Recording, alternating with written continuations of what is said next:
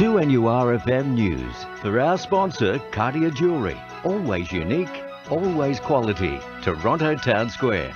It's 1 o'clock. Good afternoon. I'm Belinda De Lasheras with 2NURFM Hunter News. The New South Wales Nurses and Midwives Association has taken the fight to the state government in an effort to secure an additional 18 nurses on staff at Belmont Hospital. It follows figures indicating the John Hunter boasts a 1-to-4 nurse-to-patient ratio in general wards, while Belmont Hospital could typically be forced to negotiate a ratio anywhere from 1-to-5 or as high as 1-to-8. Pippa Marchant from the New South Wales Nurses and Midwives Association says without an increase in nurses, patient welfare is at risk. Imagine two patients, one admitted to Belmont and one admitted to John Hunter on the same day with the same problem. The person admitted to Belmont will receive an hour less nursing care than the patient admitted to John Hunter Hospital. And it's not because the nursing staff are not doing their job or anything like that. It's just because there simply aren't the nursing resources available to Belmont Hospital as there are at John Hunter.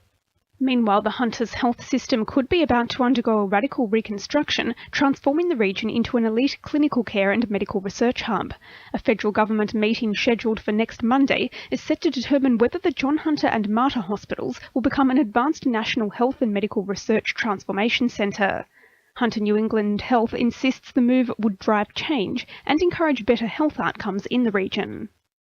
Newcastle's Trades Hall Forum has just wrapped up this afternoon, with state and federal Green MPs converging for a public workshop aimed at derailing the state government's plans to cut the rail line. They claim Hunter rail line services from Scone to Dungog will be affected by the decision, which would see commuters transferred to buses for 2 years on the Hamilton-Newcastle section of their journey. Upper Hunter Greens candidate John Kay says the area doesn't want the line truncated and is calling for Nationals' Michael Johnson to state his position on the cut.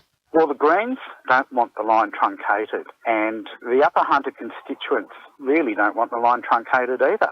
So it's an issue for the Upper Hunter, and I'd like to know what Michael Johnson's position is on truncation of the line, whether he's going to support his constituents in the Upper Hunter or he's just going to follow the same line as Michael Baird.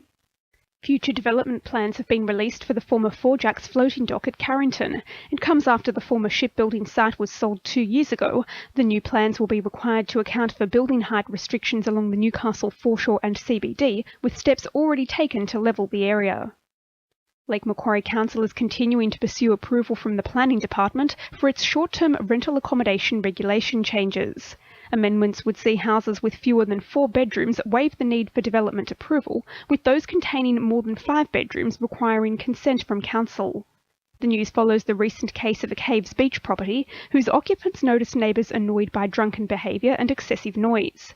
Councillor Laurie Coughlin says residents' concerns about party houses are warranted, but represent only a small number of properties. In the hundreds and hundreds of them that are around Lake Macquarie, we occasionally get one bad egg, and together with cooperation with the local police, we can sort those out. Foxes, feral cats and dogs are being targeted as part of a 6-week baiting program run by the Hunter Wetlands Centre. The program will operate as a protective measure for native bird species and aims to attract more birds to the centre to breed. Site manager Will McCaffrey says the bait is unlikely to attract other types of wildlife. Before we put any poison baits out, we do a lot of monitoring to actually target the areas where the activity actually is for the species that we're trying to target. So it's specifically targeting foxes, but it's also available to feral, like a cat or a dog, to also take as well. So it's just a meat-based product, so it limits the non-target species that we're able to attract. So we're limiting it to basically just predators. In finance, the All Ords is down 48 points at 52.97, and $1 Australian dollar is buying 83.84 US cents. Now with sport, Annabelle Regan. It's now 9 winless games in a row for the Newcastle Jets following Saturday's 3-1 loss to Wellington. Newcastle capitulated a 1-0 lead for the 5th time this season, with Phoenix trio Nathan Burns, Michael McGlinchey and Roy Krishna finding the back of the net to put the match beyond doubt with an incredible 3 goals in 5 minutes. Coach Phil Stubbins says the Phoenix are a handful for any side.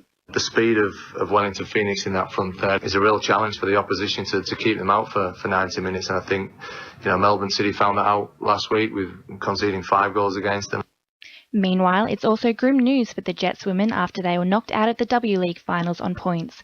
Canberra's 2-1 upset over Perth means the girls now have to wait another season to chase their first playoffs in appearance in 6 years.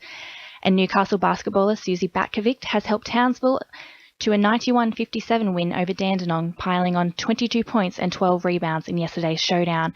That's sport. I'm Annabelle Regan. 2 NURFM news time is 1:05.